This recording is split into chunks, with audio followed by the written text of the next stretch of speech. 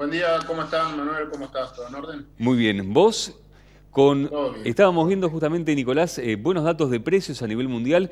Tiene que ver acá, más allá de lo que ya nos vas a contar, qué está pasando con la dinámica internacional, en el devenir, ¿no? En el avance y la progresión de esta pandemia, con factores que tienen que ver con la economía y la arista financiera a nivel internacional.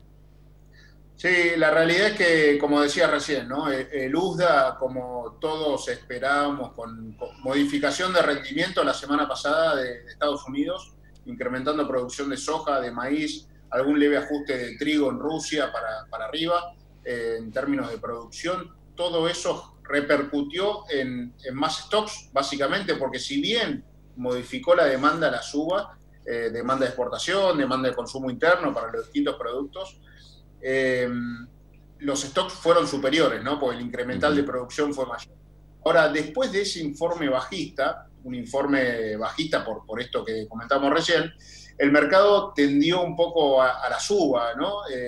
Subió al día siguiente, subió a los 2 días, el lunes, mientras acá estábamos de feriado, en Chicago subía varios dólares la soja, lo mismo el maíz y el trigo, y en algún punto todo eso se daba por las distintas variables que vienen afectando el mercado, ¿no? Y si nos vamos de lo más corto a lo más de mediano plazo, lo más corto es el efecto de la tormenta que atravesó buena parte del cinturón maicero de Estados Unidos, dejando mermas que todavía son incuantificables, dejando caída de producción a nivel de stocks y a nivel de cuánto va a ser la superficie afectada finalmente y cuánto de ella va a ir a rinde cero y cuánto va a haber de reducción, ¿no? El primer dato para empezar a revelar esto es lo que se publicó esta semana, el lunes puntualmente, respecto a estado de los cultivos, donde se da una caída a nivel nacional de 2 puntos, pero en los principales estados que atravesó la tormenta, por ejemplo,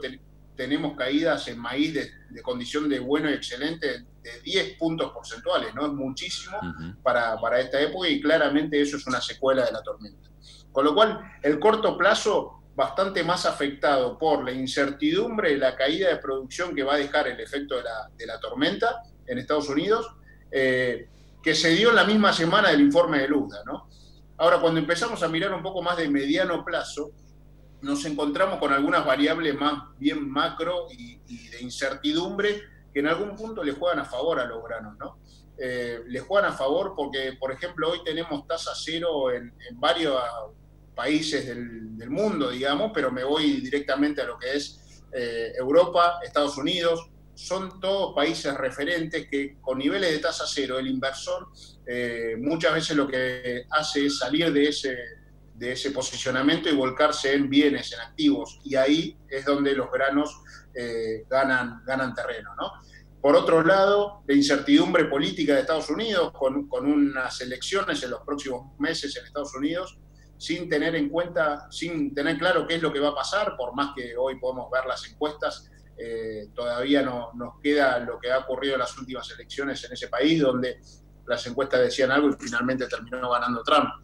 Me parece que toda esa incertidumbre se sigue volcando en lo que hoy podemos leer como un efecto relación dólar contra algunas monedas del mundo, el dólar index, el dólar, la relación euro-dólar, y eso está mostrando hoy un dólar bastante más bien débil. Estamos con un dólar index en torno a los 92 puntos, que es débil para lo que es la gestión de Trump, y la debilidad del dólar hace que los commodities suban, Ujú. en parte porque beneficia a la demanda y posiciona de una mejor manera a Estados Unidos a la hora de ser competitivo. Nicolás, Y en ¿cómo ese se... contexto, Sí. en ese contexto es donde hoy el otro pilar, que es la demanda, lo estamos viendo bien activo. Lo podemos relacionar, y ahí te doy el espacio, pero lo podemos relacionar con cuál es la relación China-Estados Unidos, cuál es el estado de avance del acuerdo o de la fase uno firmada ya el 15 de enero de 2020.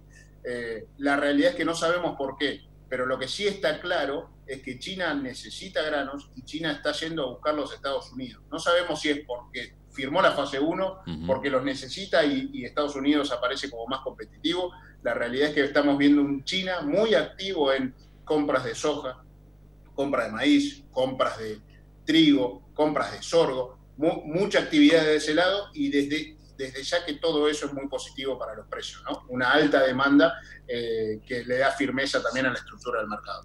No, justamente Nicolás iba a ir hacia ese mismo lado, ¿no? ¿Cómo se está presentando la demanda mundial? ¿Cómo sigue traccionando China? ¿Qué pasa con esta cuestión geopolítica? Pero además, ¿cómo está viendo el mundo que se va a ir readecuando la demanda de proteínas, de materias primas también ya superando, esperemos, ¿no? La pandemia a nivel mundial.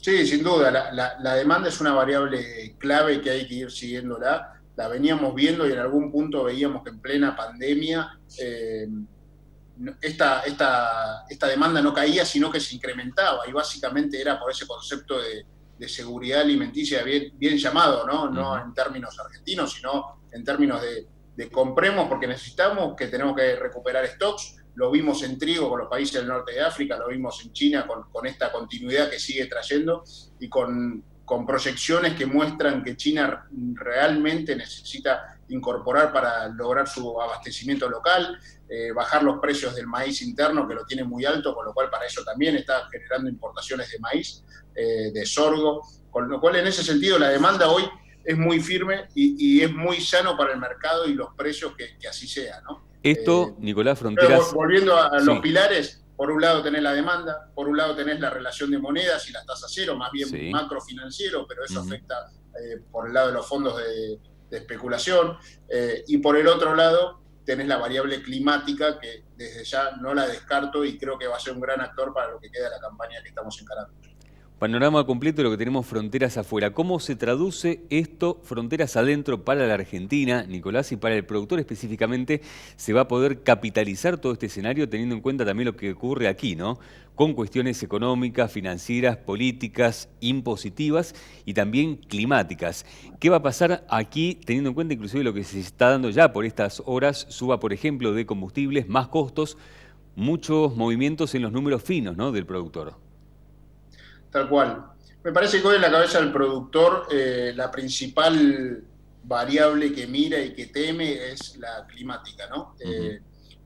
Cuando vemos cómo ha transcurrido la campaña de trigo que viene evolucionando cada semana con condiciones promedio país, va reduciéndose respecto a buena y muy buena, mira para adelante y los pronósticos tampoco son muy favorables, con lo cual si miro la macro digo, eso es bueno para los precios y la volatilidad que se espera, y en ese sentido no solo para Brasil, también cuando miramos, para Argentina, también cuando Sí. miramos Brasil, podemos pensar que Sudamérica va a ser motor de volatilidad en el mercado. Ahora, como bien decís, la macro argentina no está tan ordenada, no está tan tranquila como lo que necesita el productor como para tomar decisiones.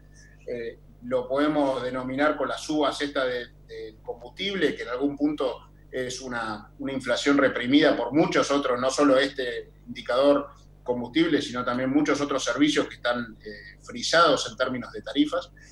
Lo podemos ver por el nivel de emisión que tenemos en pesos, una variable que ya se siga de forma diaria, pero claramente todo eso está generando una burbuja de pesos que afecta estructuralmente a lo que es la macro argentina.